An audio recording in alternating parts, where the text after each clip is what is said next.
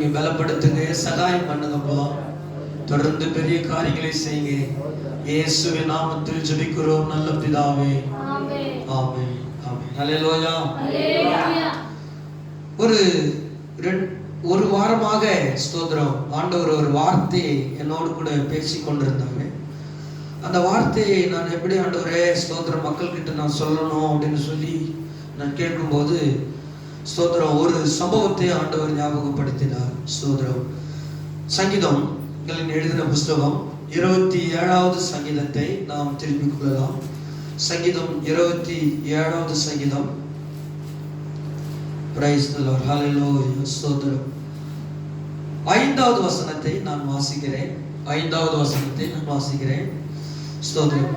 தீங்கு நாளில் அவர் என்னை தம்முடைய கூடாரத்தின் மறைத்து என்னை தமது கூடார மறைவிலே ஒளித்து வைத்து என்னை கண்மலையின் மேல் உயர்த்துவார்.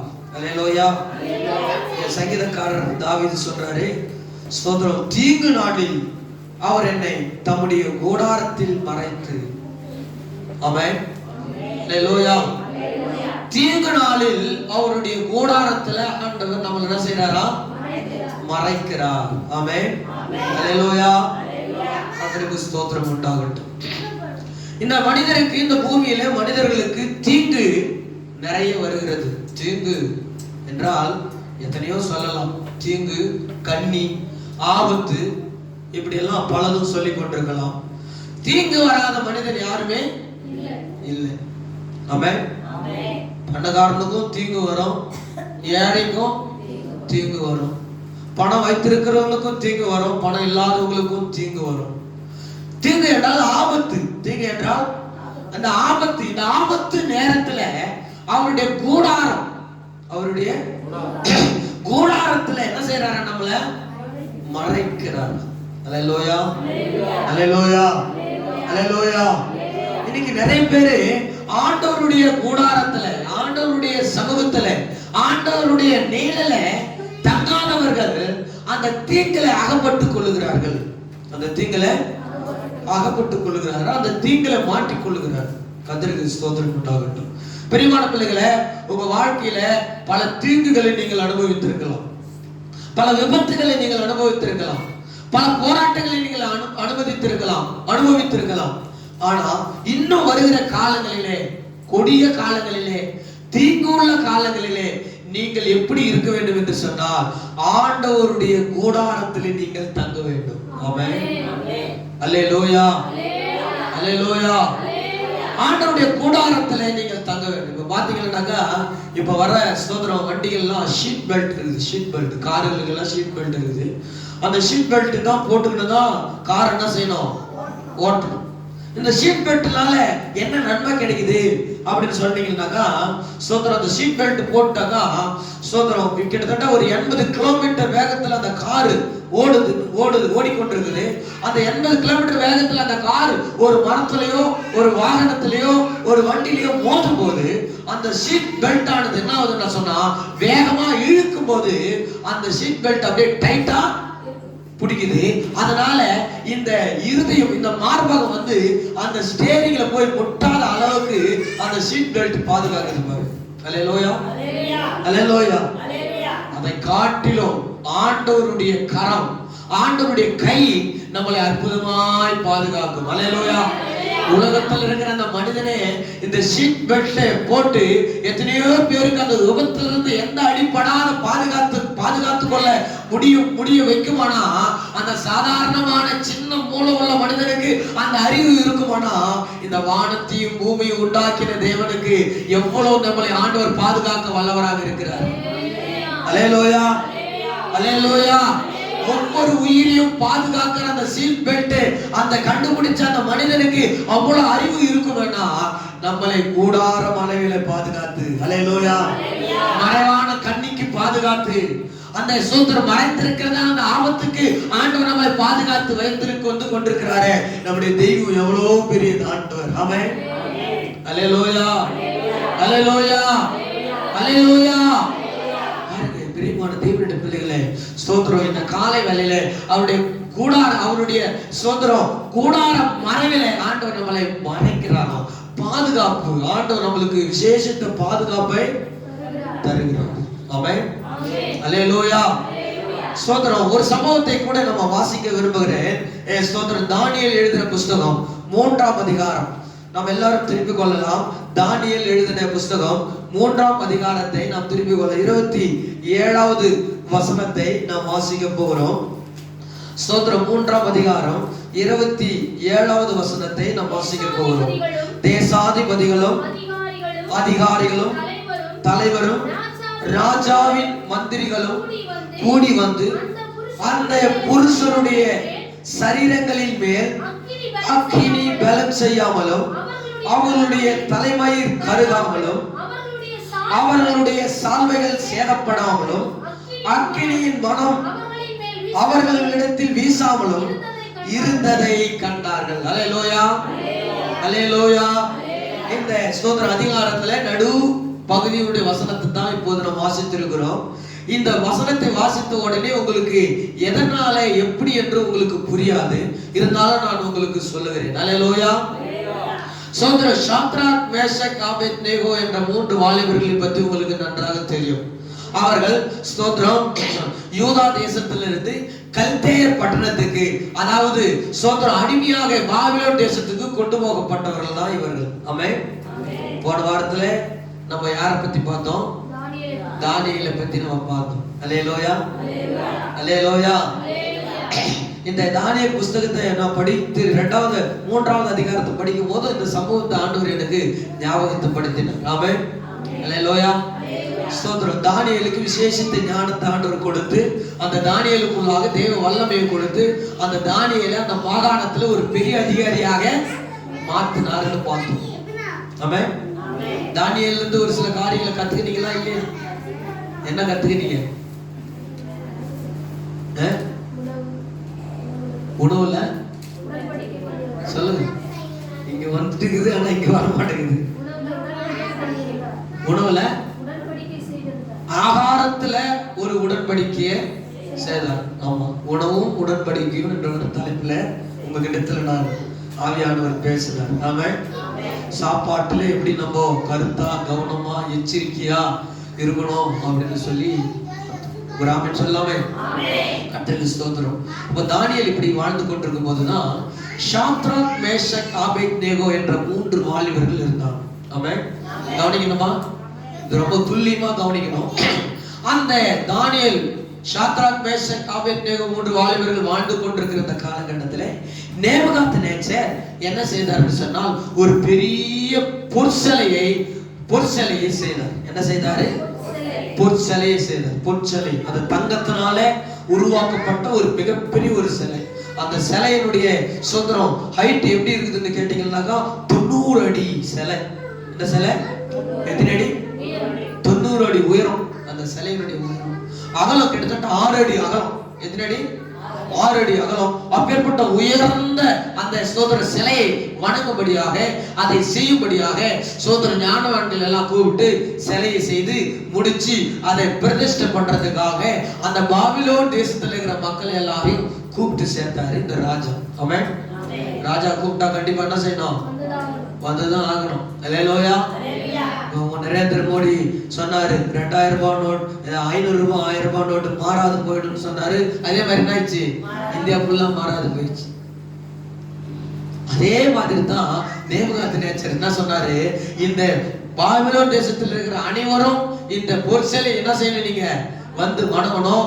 நாதஸ்வரம், மேல வாத்தியம் இதெல்லாம் வாசிக்கும் போது, இந்த மாதிரியான காரியங்கள் செய்யும் போது, ஆடல் பாடல் நிகழ்ச்சிகள் நடத்தும் போது இந்த பொற்சிலையை நீங்க என்ன செய்யணும்? வணங்கணும் அப்படின்னு சொல்லி ஒரு உத்தரவு இந்த பாபிலோன் ராஜாவாகிய நேபுகாத்நேச்சர் உத்தரவிட்டிருந்தார். அல்லேலூயா, அல்லேலூயா, அல்லேலூயா.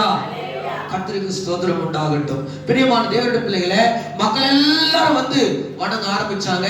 ஸ்தோத்திரம். எல்லாம் அந்த நேரம் வந்தது, எல்லாரும் வந்தாங்க. எல்லாரும் அந்த சிலைக்கு முன்பதாக முழங்கால் படியிட்டாங்க. முழங்கால் படியிட்டு அதை வணங்க ஆரம்பித்தாங்க. ஒரு பக்கம் ஸ்தோத்திர இசைகளை வாசித்துக் கொண்டிருக்கிறாங்க, ஒரு பக்கம் நடனங்களை ஆடிக்கொண்டிருக்கிறாங்க, ஒரு பக்கம் ஸ்தோத்திரிக்கிற பாடல்களை பாடிக்கொண்டிருக்கிறாங்க, ஒரு பக்கம் அந்த சிலையை வணங்கி கொண்டிருக்கிறாங்க. ஆனா இந்த 3 வாலிபர்கள் மட்டும் அந்த இடத்துல இல்லவே இல்லை. கையை தட்டி ஆண்டவருடைய நாமத்தில் அல்லேலூயா, அல்லேலூயா. நேபுகாத்நேச்சர் சொல்லிட்டாரு, இந்த பொற்சிலையை வணங்கவில்லை என்று சொன்னால் அவர்கள் இந்த எரிகிற அக்கினி சூளையிலே போடப்படுவார்கள் என்ற ஒரு உத்தரவும் அந்த கையெழுத்தும் அங்கே மக்களாலே பெறப்பட்டது. ஆமென், அல்லேலூயா சொல்லாமே. இப்போ நம்ம சுதந்திரம் ஊரடங்கு உத்தரவுல நம்ம இருக்கிறோம். இந்த ஊரடங்கு நாட்களில யாரும் 6 மணிக்கு மேல வெளியே போக கூடாது, 6 மணிக்கு சுதந்திரம் மேல யாரும் உள்ளவும் வரக்கூடாதுன்னு சொல்லி பல ஊரடங்கு உத்தரவுகளை நம்ம போன வருஷத்துல நம்ம பார்த்தோம். ஆமென், அல்லேலூயா.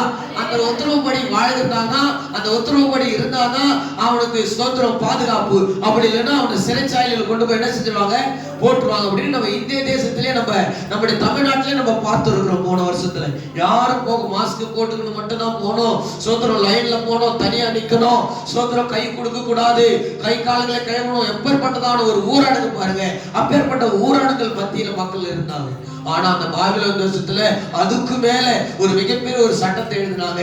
இந்த பொற்சிலையை வணங்கவில்லை என்று சொன்னால், நான் செய்த இந்த சிலையை வணங்கவில்லை என்று சொன்னால் நீங்க எங்க போவீங்க, அந்த எரிகிற அக்கினி சூளையில தள்ளப்படுவீர்கள், கட்டி தள்ளப்படுவீர்கள் அப்படின்னு சொல்லி ராஜா சொல்லிட்டாரு.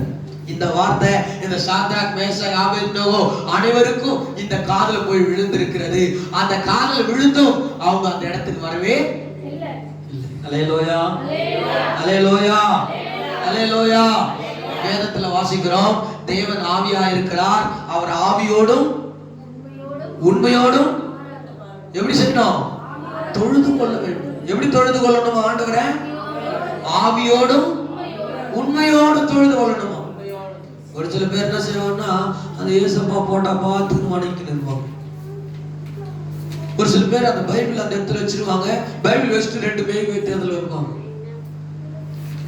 எப்படி நம்ம ஸ்தோத்திரம் புரஜாதியார் நேரத்துல நம்ம ரட்சிக்கப்படாத போதும் ஒரு ஸ்தோத்திரம் உயிர்நாட்ட வச்சு நம்ம இப்படி பண்ணி கொண்டிருந்தோம், அதே மாதிரி கிறிஸ்துவுக்குள்ள வந்தோம் ஏசப்பா போட்டா வச்சிருவாங்க, இல்லைன்னா நடு சாட்டர்ல காலண்டர் வச்சிருவாங்க. காலண்டர்ல வச்சுட்டு அங்க மெழுகி வைத்து என்ன செஞ்சிருவாங்க. அப்படியெல்லாம் செய்யவே கூடாது. தேவன் எப்படி இருக்கிறாரு, ஆவியா இருக்கிறார். அவரை நம்ம எப்படி தொழுது கொள்ளணும், ஆவியோடும் உண்மையோடு தொழுது கொண்டா போதுங்க. உண்மையோடு அவர் வணங்கினா போதுங்க. நீங்க போய் போயிட்டு ஒரு ஒரு ஒரு ஒரு ஒரு இயேசுநாப்பாவுடைய போட்டா வாண்டியோ இயேசப்பாவுடைய சிலுவையாண்டியோ நீங்க போய் ஜெபம் பண்ண வேண்டிய அவசியம் கிடையாது. நீங்க எந்த இடத்துல ஜெபம் பண்ணாலும் எப்படி ஜெபம் பண்ணணும், உண்மையோடு ஜெபிக்கணும், பரிசுத்தமா ஜெபிக்கணும், நீதியோடு ஜெபிக்கணும், இதயத்தை திறந்து ஜெபிக்கணும். அல்லேலூயா.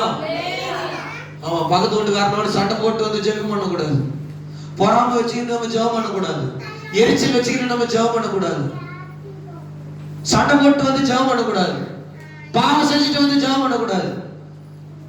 நம்மளுடைய இதயத்தை இயேசப்பாவுக்கு திறந்து வைத்து விட்டுட்டு அதுக்கப்புறம் முழு மனசோடு என்ன செய்யணும், ஜெபிக்கணும். ஒரு அல்ல சொல்லாம ஆமென் சொல்லாம. கிறிஸ்தவர்களாகி நாம், இயேசுவை வணங்குறவர்களாகி நாம் ஆவியோடு உண்மையோடு தொழுது கொள்ள வேண்டும் என்று சொல்லிதான் இந்த சாத்ராக் மேஷாக் ஆபேத்நேகோ 3 வாலிபர்களும் ஒரு வீட்டுக்கு மேல முழங்கால் படிட்டு ஜெபம் பண்ணி கொண்டிருந்தாங்க.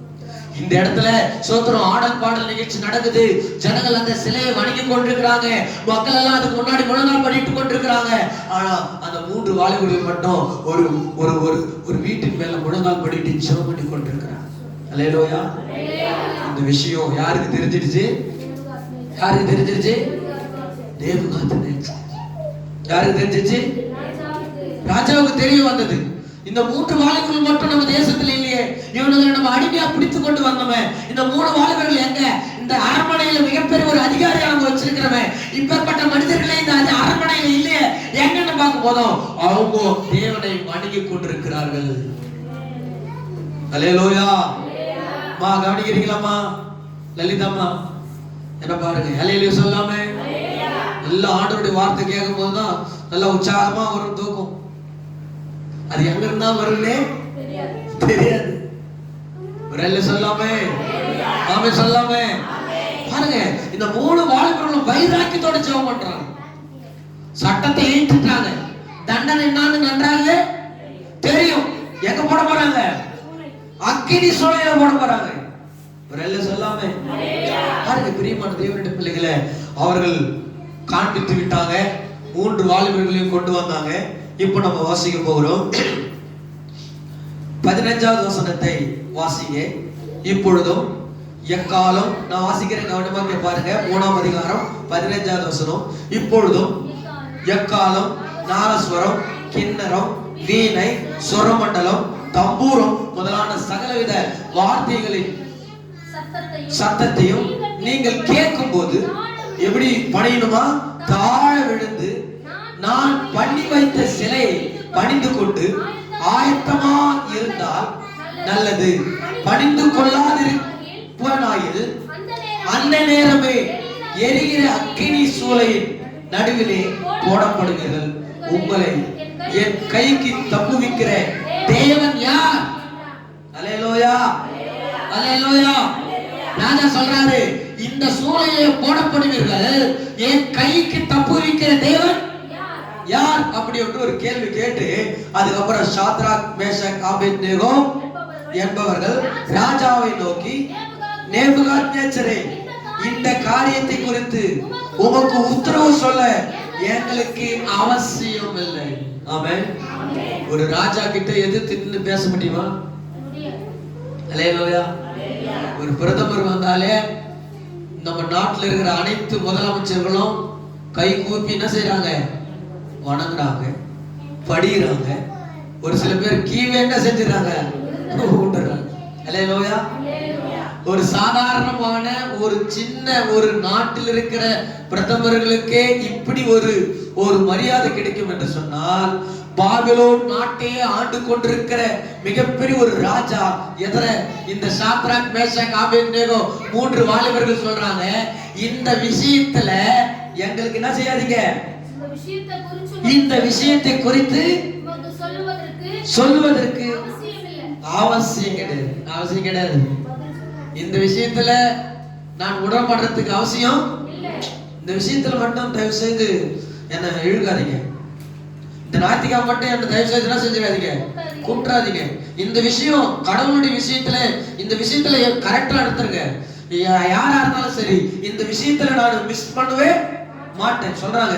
இந்த விஷயம் எங்களை கொண்டு போட்டாலும் சரி, இந்த விஷயத்துல எங்களை என்ன செஞ்சிடாதீங்க. சும்மா உட்காந்து 4 பேரா கூட உட்காந்து நம்ம பார்க்க போறோம் அப்படின்னு கூப்பிடுவாங்க. கூப்பிடுறாங்களா இல்லையா? கூத்து பாக்குறதுக்கு கூப்பிடுறாங்களா இல்லையா? சும்மா 4 பேரா கூட தானே உட்காந்து ஜாலியா பார்க்க பாரு. இந்த விஷயத்துல நீங்க என்ன செய்யக்கூடாது? உடன்படக்கூடாது. இந்த விஷயத்துல நீங்க எந்த காரியம் தலையிடக்கூடாது. அல்லேலூயா, அல்லேலூயா. சும்மா கூட தாமா, கூட வந்தா போதும். வண்டியில தானே வர போற. என்ன சொல்லுவாங்க? என்ன வருது சொல்லுவாங்களா? சொல்ல மாட்டேன். வண்டியில தானே வர்றேன், அங்க என்ன வந்து அங்க என்ன படையில போட போற அப்படின்னு சொல்லுவாங்க. இந்த விஷயத்துல நீங்க ரொம்ப கவனமாக இருக்கணும். சாத்ராக், மேஷக், ஆபேத்நேகோ சொல்லுகிறார் பாரு, இந்த விஷயத்துல உங்ககிட்ட நான் உத்தரவு சொல்ல வேண்டிய அவசியம் இல்ல. ராஜா கிட்டே எதிர்த்து நின்று பேசுறாரு பாருங்க. ஒரு ஆமென் சொல்லாமே. ராஜாவுடைய சாப்பாடு தான் சாப்பிடுறாங்க, ராஜாவுடைய அரண்மனையில தான் உட்கார்ந்து இருக்கிறாங்க, ராஜாவுடைய போஜனத்தான் சாப்பிடுறாங்க, ராஜாவுடைய அரண்மனையில அந்த ரூம்ல தான் படுத்து கொண்டிருக்கிறாங்க, ராஜாவுடைய தேசத்துல தான் வாழ்ந்து கொண்டிருக்கிறாங்க. ஆனா அந்த விஷயத்துக்கு அவங்க உடன்படவே இல்லை. கையை தட்டி ஆண்டவருடைய நாமத்தை. அல்லேலூயா. இதுதாங்க வைராக்கியம். ஆண்டவர் மேல இருக்கிற வைராக்கியம் இதுதான். ஆமென். அல்லேலூயா. கர்த்தர் மேல வைராக்கியம் இதுதான். ஆண்டவர் விஷயத்துல பிள்ளைகளை பார்க்க கூடாது, ஆண்டவர் விஷயத்துல கணவரை பார்க்க கூடாது, ஆண்டவர் விஷயத்துல மனைவி பார்க்க கூடாது, ஆண்டவர் விஷயத்துல உறவினர்களை பார்க்க கூடாது, ஆண்டவர் விஷயத்துல சோத்திரம் எந்த மனிதனையும் நம்ம பார்க்க கூடாது. தெய்வம் என்ன சொல்லுகிறாரோ அதன் பிரகாரமா நீங்க செய்து பாருங்க. கர்த்தர் உங்களை தீங்கு நாட்களிலே விடுதலை ஆக்கிடுவார். ஆமென், ஆமென், அல்லேலூயா. கல்யாணம் ஆச்சு, நம்ம போகாத இருக்கிறது, தங்கச்சி கல்யாணம் ஆச்சு, ஐயோ முக்கியமான கல்யாணம், ஐயோ முக்கியமான ப்ரோக்ராம் ஆச்சு. ஆண்டவர் இதுல எல்லாம் ஆண்டவர் என்ன சொல்றாரு தெரியுங்களா? இந்த விஷயங்களிலே நாம் என்ன செய்யக்கூடாது? உடன்பட உங்களுக்காக அவங்க மாத்தி வைக்கணும். எப்படி எப்படி? உங்களுக்காக, பாஸ்டருக்காக மாத்தி வைக்கணும். நீ சர்ச்சைக்கு வர பிள்ளைகளுக்காக உங்க உறவினர்கள் என்ன செய்யணும்? மாத்தி வைக்கணும். நம்ம தான் நேரத்தை சொல்லணும், அவங்க நேரத்தை சொல்லக்கூடாது. அல்லேலூயா.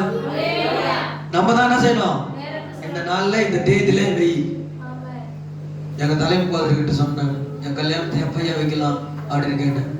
அப்புறம் டேட்டு பார்த்துட்டு இன்னைக்கு இந்த நேரத்தில் வைப்பாங்க அப்படியே வந்துட்டு. அல்லேலூயா.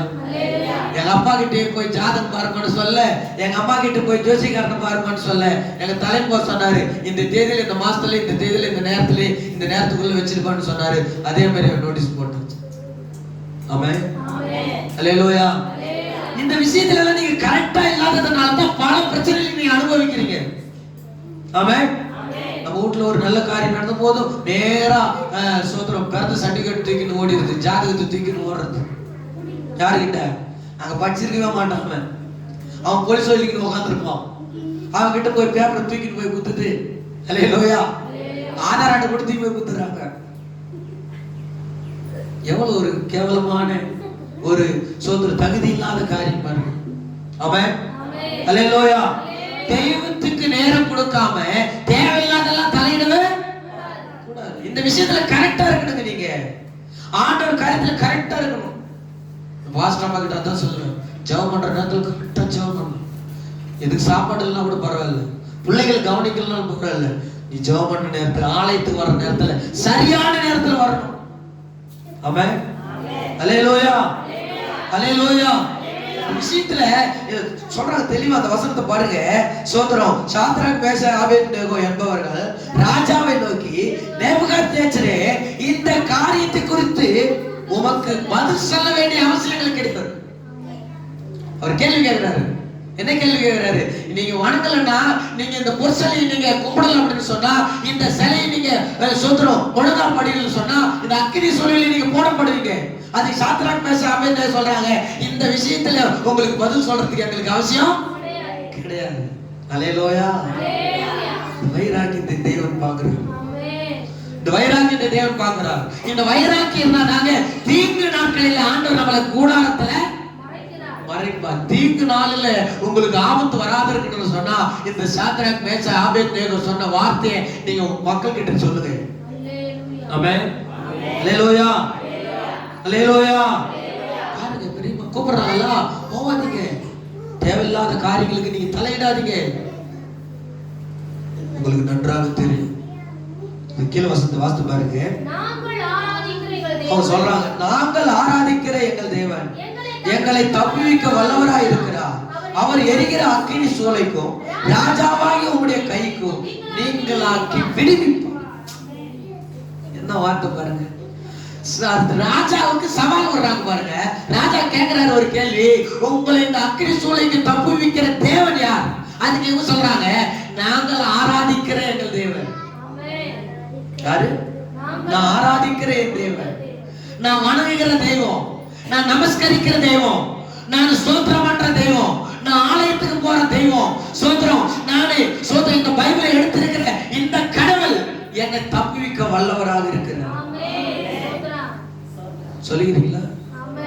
சொல்லுகிறீங்களா? அல்லேலூயா. அல்லேலூயா. அல்லேலூயா. அல்லேலூயா. நான் ஆராதிக்கிற தேவன் என்ன ஒருபோதும் பட்டினியாகவும் பஞ்சத்திலே விடவே மாட்டேன். நீ நிறைய பேருக்கு என்ன பயம் சொன்னா, உலகத்துல நிறைய கிறிஸ்தவர்கள் இருக்கிறாங்க, ஆனா அரசாங்கத்தில் பிரகாரமா கிறிஸ்தவங்க ரொம்ப கம்மி. ஏன்னா அங்க போய் கெசட்ல பேரை மாத்த. ஏன் மாத்த மாட்டேங்குதுன்னா, அரசாங்க வேலை கிடைக்காது. என்ன வேலை கிடைக்காது? என்ன வேலை கிடைக்காது? ஆமா, பேர் மாத்திட்டா நம்ம என்ன ஜாதியில வந்துடுறோம்? உயர்ந்த ஜாதியில வந்துடுறோம்.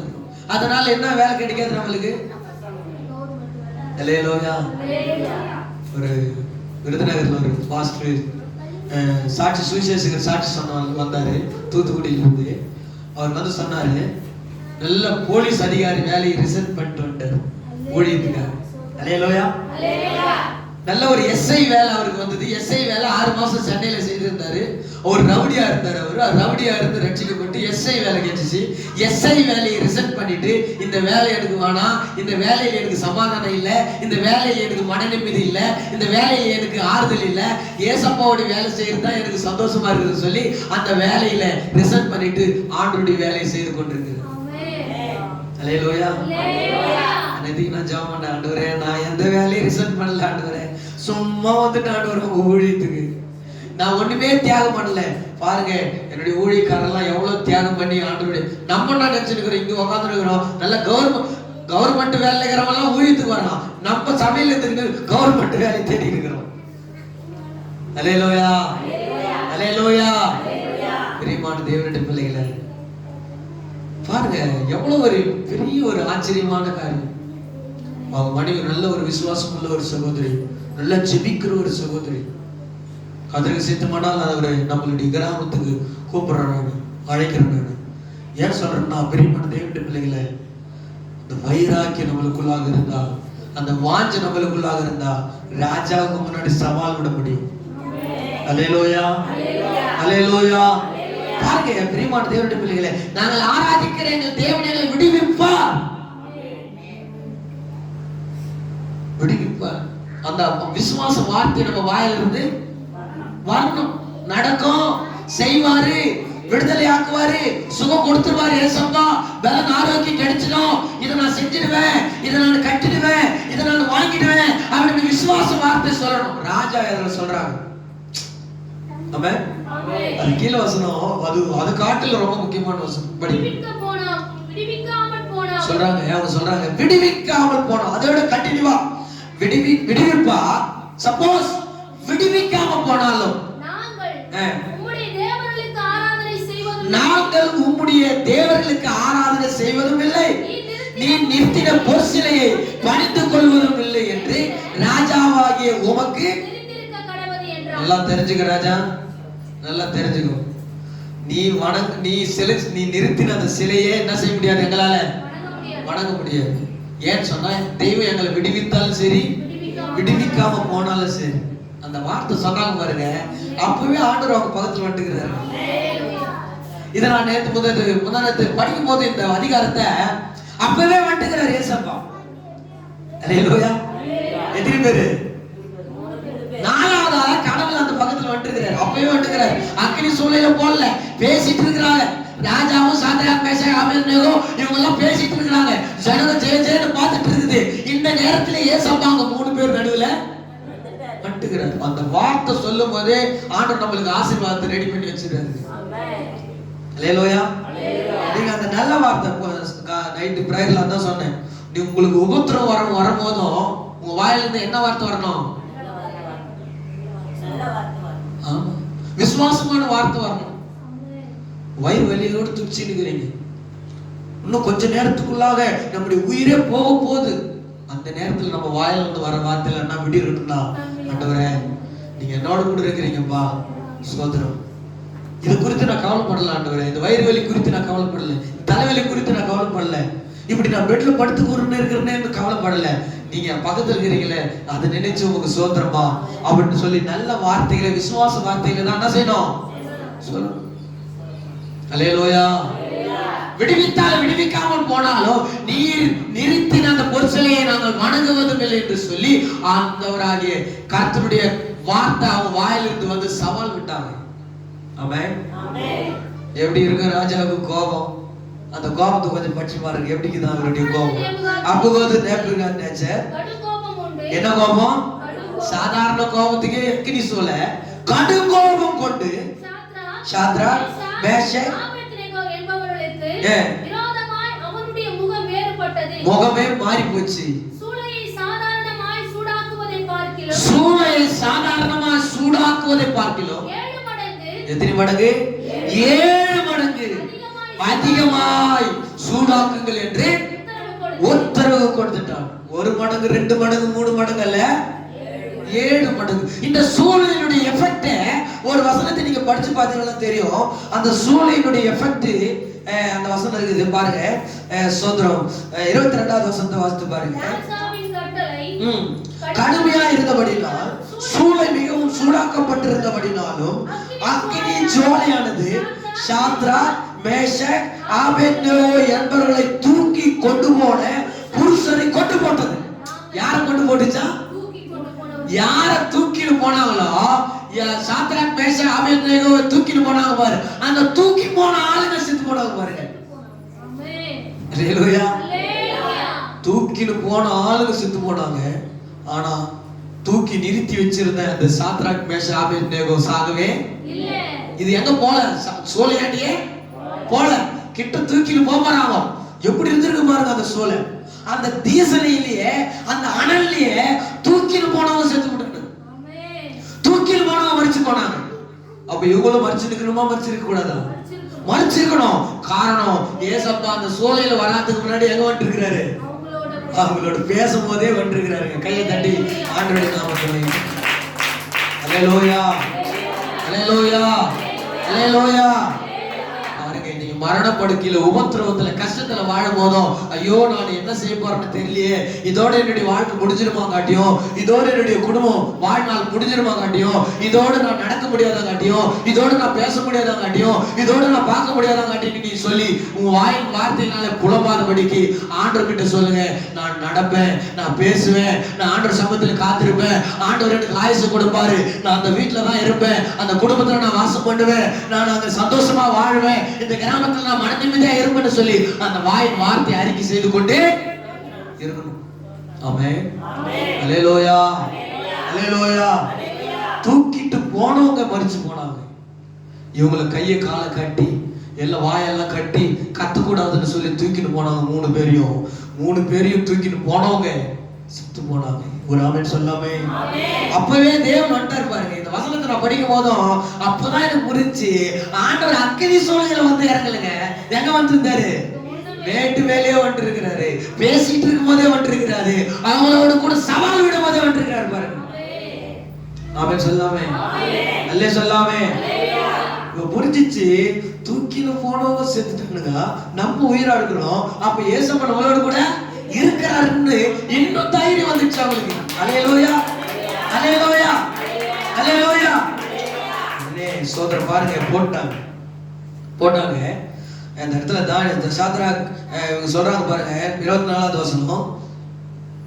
அப்பொழுது ராஜாவாகிய நேபுகாத்நேச்சர் பிரமித்து தீவிரமாய் எழுந்திருந்து தன் மந்திரிமார்களை நோக்கி, மூன்று புருஷரை அல்லவா கட்டண்டவர்களால் அக்கினி போடுவித்தோம். ராஜாவுக்கு பிரதியுத்தரமாக ஆம் ராஜா, அவங்க ஆமாம் போடுறதுக்கு தான் லாய்க்கு ஆகும். அல்லேலூயா. இந்த ராஜாவே ஆம் ராஜாவே 3 பேர் தான் போட்டோம், 3 பேர் தான் கட்டணும், 3 பேர் தான் தூக்கிட்டு போனாங்க, 3 பேர் தூக்கிட்டு போனவங்க செத்தானுங்க, 3 பேர் தான் அக்கினி சோலையில போட்டோம். ஆம் ராஜாவே. அதற்கு அவன் இதோ 4 பேர் இருக்கிறாங்களே, அக்கினி நடுவுல உலாவறாங்களே. 4 பேர்ல 4ஆம் நாள் கடவுளுடைய சாயல் போல இருக்குதே. அவங்கள நல்லா உசாரா பாருங்க. எத்தனை பேர் தூக்கி போட்டீங்க? இல்ல தூக்கிட்டு போனவங்க உள்ள நான் ஊட்டனா பாருங்க. பார்த்தா 4ஆவது ஆள் யாருக்கு இருந்தாங்க? யாருக்கு இருந்தாங்க? தேவ சாயல் உள்ள ஒரு மனிதன் அங்க வந்துட்டு இருக்கிறாரு. அல்லேலூயா, அல்லேலூயா. உபத்திரத்தின் நடுவுல நீங்க மட்டும் தான் இருக்கிறீங்கன்னு நீங்க ஃபீல் பண்ணாதீங்க. ஒரு கஷ்டம் வந்துச்சுன்னா, எப்போ உங்களுக்கு கஷ்டம் வருதோ, எப்போ உங்களுக்கு பிரச்சனை வருதோ, அப்பவே ஏசப்பா உங்களுடைய நடுவுல வந்துட்டு. ஆமென். ஆனா நம்ம ஒண்ணா எப்படி இந்த கஷ்டம் வந்து எப்படி தாண்டி போறோம்னு தெரியலையே, இந்த வியாதி வந்துட்டு இருக்குது எப்படி போவோம் தெரியலையே, இந்த பிரச்சனை வந்துட்டு இருக்குது எப்படி போவோம் நம்ம யோசனை பண்ணிருக்கலாம். ஆனா கடவுளுடைய பிள்ளைகளுக்கு அந்த பிரச்சனை வர்றதுக்கு முன்னாடியே கர்த்தர் நம்மளோடு கூட வந்துட்டாரு. அல்லேலூயா, அல்லேலூயா. 4 பேரு 3 பேரு தூக்கி போட்டாங்க. 4ஆவது ஆள் தேவன் இருக்கிறார். உடனே ராஜாவுக்கு அல்ல இல்ல, ராஜாவுக்கு கை காலெல்லாம் உதறது.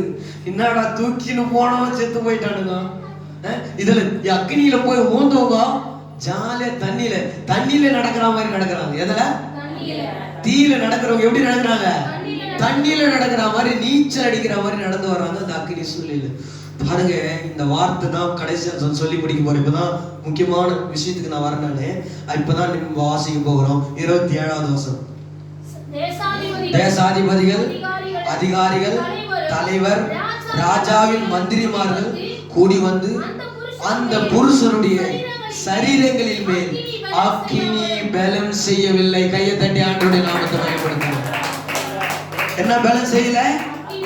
அக்கினி. அக்கினி எப்படி பலம் செய்யும்? அந்த அக்கினி காட்டிலும் இவங்களுக்குள்ள இருக்கிற அக்கினி ரொம்ப பெருசா இருக்குது இல்ல? அல்லேலூயா. சாதாரணமான உலகத்துல இருக்கிற அக்கினி என்ன பண்ண முடியும்? ஏன்னா சோதரன் நம்முடைய ஆண்டவர் பேர் என்ன பேரு? பட்சிக்கிற அக்கினியே இவங்கள கொண்டு இருக்கும் போதும் சாதாரண அக்கினி எல்லாம் எம்மத்தவங்களுக்கு. அல்லேலூயா, அல்லேலூயா. இவங்க வந்து சாதாரணமான அக்கினி தான் வந்தாங்க. ஆனா மக்களுடைய பார்வையில 7 மடங்கான அக்கினி அது. ஆனா சாத்ராக் மேஷாக் ஆபேத்நேகோவுடைய கண்களிலே எந்த அக்கினி தெரியுதுன்னா கர்த்தருடைய அக்கினி. ஆமென். தேவனுடைய அக்கினி இருக்குதுங்க. அல்லேலூயா. அக்கினிக்கு சண்டை வந்துக்குது பாருங்க அன்னைக்கு. ஆமென். எந்த அக்கினி ஜெயிச்சிச்சு? எந்த அக்கினி ஜெயிச்சிச்சு? பட்சிக்கிற அக்கினி நம்முடைய ஆண்டவர். அல்லேலூயா, அல்லேலூயா. நம்முடைய தெய்வம் பட்சிக்கிற அக்கினிங்க. இந்த உலகத்துல இருக்கிற சாதாரண அக்கினி எல்லாம் வேஸ்ட். வானத்திலிருந்து இறங்க வர அக்கினி. எலியாவுக்கு வந்த அக்கினி ரதம் வந்து இறங்கிச்சு. எலியா ஜெபம் பண்ணும் போதும் வானத்திலிருந்து அக்கினி வந்து இறங்கி அந்த பலிபீடத்தை எல்லாம் சுட்டெரித்து போட்டுச்சு. நெருப்பு வைக்கல, தீப்பெட்டி கூட இல்ல அவர்கிட்ட. எங்க இருந்து வந்தது அக்கினி? வானத்துல அக்கினி இருக்குதுங்க. அது அடுத்த மாசம் தான் தெரியும் உங்களுக்கு எப்படி வரும்போதுன்னு. சரி, அக்கினி. அல்லேலூயா. அதெல்லாம் சும்மா என்னது 0 டிகிரி அக்கினி. ஆனா ஒண்ணு நீங்க மேல போனா தான் இருக்குது பட்சிக்கிற அக்கினி. அல்லேலூயா, அல்லேலூயா. அக்கினி அவர்களை என்ன செய்யவில்லையா? பலம் செய்ய முடியல. அது பலவீனமாயி போச்சு அந்த அக்கினி. அந்த அக்கினி பயந்து போச்சு. நம்மள காட்டில பெரிய அக்கினி வந்து இறங்கி இருக்கிறாங்கடா இந்த இடத்துல அப்படின்னு சொல்லி அந்த அக்கினியினால இவங்களை தேவ அக்கினியை நான் ஒண்ணி பண்ணவே. ஆமென். அல்லேலூயா, அல்லேலூயா. உங்களுக்குள்ள தேவனுடைய அக்கினி இருக்குது. இருக்குதா இல்லையா? அம்ஜி போறாம சொல்றீங்க. இந்த தண்ணி எடுத்து நெருப்புல ஊத்துனா எப்படி அம்ஜி போயிடும்? அந்த மாதிரி. ஆமே, ஆமே. சொல்லுங்க அல்லேலூயா. அக்கினி இங்கிலீஷ்ல பயர். என்னது? நீங்க ஒரு வீட்டுக்கு போனீங்கன்னா அந்த வீடு பயரா மாறிடணும். உங்களுக்குள்ள என்ன இருக்குது? என்ன இருக்குது? அக்கினி, பயர் இருக்குது, அக்கினி இருக்குது. மற்றவங்களை கொளுத்தத்தக்கதான அந்த அக்கினி உங்களுக்குள்ள இருக்குதுங்க. எனக்குள்ள இருக்குது. அது எரிஞ்சுக்கிட்டே இருக்குது. நிறைய பேருக்கு உரைக்கிட்டே இருக்குது அக்கினி. இப்ப அமிலாமா அப்பா அமிலாமா பெரிய காத்து வந்தா போதும் என்ன செஞ்சிடும்? போயிடும் அக்கினி. பயராண்டவரே ஸ்தோத்திராண்டவரே ஸ்தோத்திராண்ட பயரா ஜெபம் பண்ணுவாங்க. வீட்டுல போயிட்டு அங்க ஒரு சண்டை பார்த்தாங்க. ஸ்தோத்திராண்டவரே ஆண்டவரே. அது அக்கினி ஆயிட்டு. அல்லேலூயா. எப்பவுமே பட்சிக்கிற அக்கினி தேவ அக்கினி உங்களுக்குள்ள எரிஞ்சுக்கிட்டே இருக்கணும். அந்த அக்கினி தான் உங்களுக்குள்ள தீபத்தை ஆண்டு வச்சிருக்கிறார். அல்லேலூயா. இந்த உலகத்துல இருக்கிற அக்கினி எல்லாம் ஒண்ணுமே செய்யாது. அக்கினி உங்களை பலம் செய்யாது. அக்கினி உங்களை மேற்கொள்ளாது. அக்கினி உங்களை ஒண்ணுமே பண்ணாதுங்க. ஏன்னா உங்களுக்குள்ள தேவ அக்கினி. தேவ அக்கினி. அக்கினி அவர்களை பலம் செய்யவில்லை. அடுத்த லைன் படிங்க. அவர்களுடைய தலைமயிர் கருகாமலும்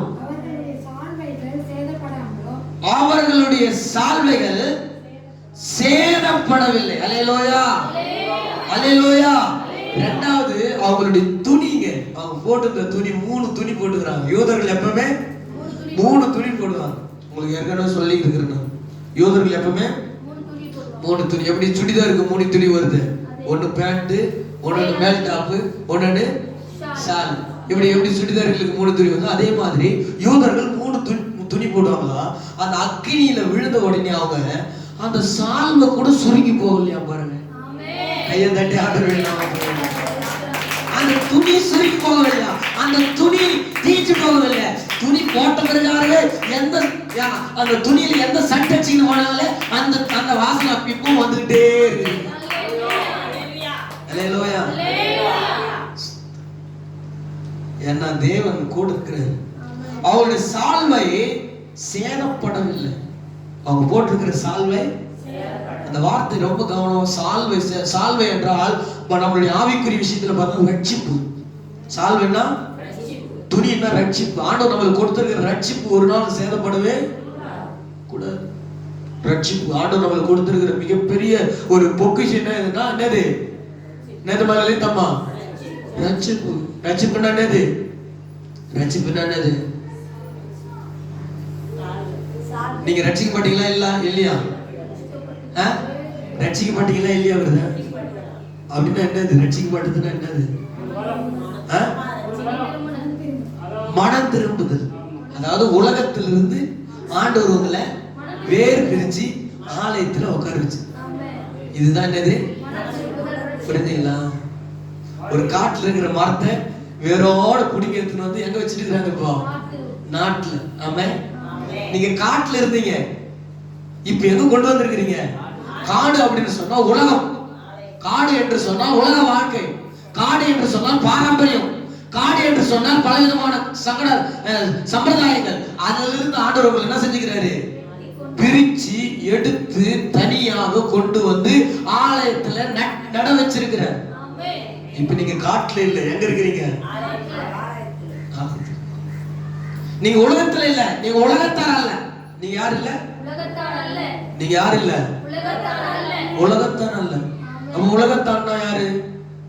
உலகத்தான்னா யாருமா? லலிதம்மா. இந்த லலிதம்மா. அல்லேலூயா. பொய் பேசுறவங்க, ஏமாத்துறவங்க, திருடுறவங்க, விபச்சாரம் செய்யறவங்க, கலகு வைக்கிறவங்க, பொறாமை கொள்றவங்க, இவங்கதான் யாரு? இவங்கதான் யாரு? உலகத்தார். தேவனை அறியாதவர்கள், ரட்சிக்கப்படாதவர்கள், மனம் திரும்பாதவர்கள். ஆமென். அல்லேலூயா. ஆண்டவர் சொல்றாரு, நீங்க உலகத்தார் அல்ல. ஆமென் சொல்லாமே? அல்லேலூயா சொல்லாமே? ரட்சிப்பு ஒரு நாளும் சேதப்படவே கூடாது. கலப்பின் மேல் கை வைத்தவன் திரும்பி பார்க்கவே கூடாது. சால்வை சேதப்படலையா பாருங்க, அவங்க ரட்சிப்பு சேதப்படல பாருங்க, அவங்க ஆண்டவர் மேல வச்சிருக்கிற அந்த நம்பிக்கை சேதப்படல பாருங்க, விசுவாசம் சேதப்படல பாருங்க, கர்த்தர் மேல அந்த வைராக்கியம் சேதப்படல பாருங்க. ஆமென். அல்லேலூயா. அல்லேலூயா. பிரியமான தேவன், நீங்கள் உலகத்தார் அல்ல, நீங்கள் கடவுளுடைய பிள்ளைங்க, நீங்க பரிசுத்தவான்கள், நீங்க தேவனுடைய பிள்ளைகள், ஆண்டவரோடு பேசுறவங்க, நீங்க தேவனோடு உருவம் வச்சிருக்கிறவங்க, நீங்க தேவ சமூகத்தில் அமர்ந்திருக்கிறவங்க, நீங்க உங்க முகங்கள் எல்லாம் பட்சிக்கிற அக்கினியாக இருக்கும். உங்க முகத்தை பார்க்கிறதுக்கு பாவம் செஞ்சவன் வெட்கப்படுவான். ஆமென். ஆமென். அப்படியே தெரிந்து நம்ம கொஞ்சம் அல்லேலூயா. ஆண்டவர் நம்மளுக்கு ரட்சிப்பின் சால்வையே கொடுத்துட்டார். இந்த சால்வை சேதப்படவே சேதப்படுத்தாது. இந்த உலகத்தில் இருக்கிற அக்கினி இந்த சால்வையை, இந்த ரட்சிப்பை சேதப்படுத்தாது. ஆமென். சேதப்படுத்துமா? ஆண்டவருடைய கட்டளைக்கு நம்ம கீழ்ப்படியாத போயிடுவோமா? அல்லேலூயா. அல்லேலூயா.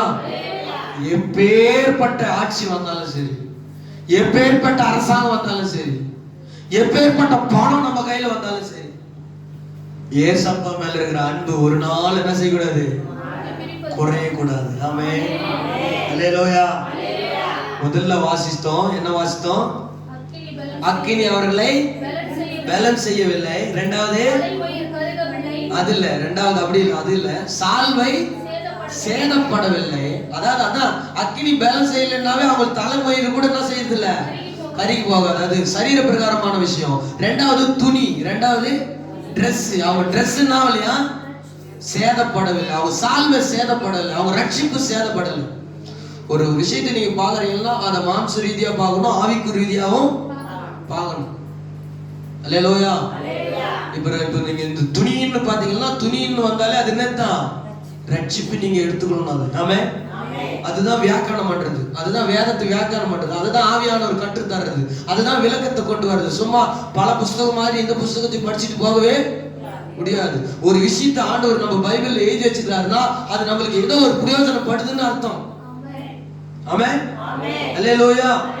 இந்த பூமியில எல்லா நிறைய சொல்ற புல் பூண்டுகள்லாம் முளைச்சிருக்குது. எல்லா புல் பூண்டு வேஸ்ட் கிடையாது, ஏதோ ஒரு விஷயத்துக்காக அது முளைக்குது, ஏதோ ஒரு விஷயத்துக்காக அது உபயோகப்படுது. அதே மாதிரிதான் இந்த வேதத்துல இருக்கிற ஒவ்வொரு சம்பவமும் ஒவ்வொரு காரியமும் நம்முடைய வாழ்க்கைக்கு சொல்லப்படுது, வாழ்க்கைக்கு பிரயோஜனமாக இருக்குது. ஆமென். இந்த சால்வை சேதப்படுத்தாத காரணம் என்னன்னா நம்முடைய ரட்சிப்பு என்ன செய்யக்கூடாது, சேதப்படவே கூடாது. மூணாவது ஒரு விஷயத்தை நான் சொல்லிட்டு நான் முடிக்க விரும்புகிறேன். அந்த வசனத்தை மறுபடியும் வாசிக்கலாம். தேசாதிபதிகளும் அதிகாரிகளும் தலைவரும் ராஜாக்களும் மந்திரிகளும் கூடி வந்து அந்த புருஷனுடைய சரீரங்கள் மேல் அக்கினி பேலன்ஸ் செய்யவில்லை, தலைமயிர் கருகி போகவில்லை, சால்வை சேதப்படவில்லை, அக்கினியின் வாசனை கூட அவங்க மேல வாசனை வரலையா? கையை தட்டி ஆண்டவருடைய நாமத்தை மகிமைப்படுத்தலாம். ஆமென். ஒரு 2 மணி நேரம் அடுப்பாங்காரில் இருந்துட்டு வெளியே வந்து பாருங்கள, உங்க உடம்பு மேல என்ன வாசனை வரும்? புகை வாசனை வரும். அல்லேலூயா. ஒரு 2 மணி நேரம் பெயிண்ட் அடிச்சிட்டு வாங்கல, ஒரு 2 மணி நேரம் நாத்து நட்டுட்டு வாங்கல, பாருங்க இவங்க பாருங்க அக்கினியில நடந்துட்டு வராங்க, என்ன வாசனை வரலையா? அக்கினி மனம் கூட வரலையா? கையை தட்டி ஆண்டவருடைய அல்லேலூயா, அல்லேலூயா, அல்லேலூயா. பாருங்க பிரியமான தேவனுடைய பிள்ளைகளே, இந்த சோதர காலை வேளையில ஆவியானவர் சொல்றாரு,